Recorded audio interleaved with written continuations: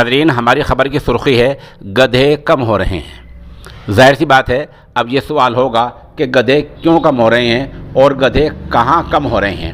اس بارے میں خبر رساں ایجنسی پی ٹی آئی نے بتایا کہ سرکاری طور پر بتایا گیا ہے کہ ملک کی ریاست آندھرا پردیش میں گدھے کم ہو رہے ہیں۔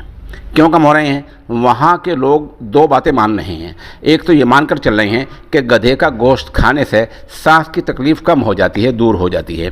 دوسرے کچھ لوگ یہ مان کر چل رہے ہیں کہ گدھے کے گوشت کے استعمال سے مردانہ طاقت بڑھ جاتی ہے، مردانہ طاقت میں اضافہ ہو جاتا ہے۔ ان دو وجہوں سے آندھرا پردیش میں گدھے کے گوشت کا استعمال بہت زیادہ ہو رہا ہے، جس وجہ سے گدھے وہاں کم ہو رہے ہیں۔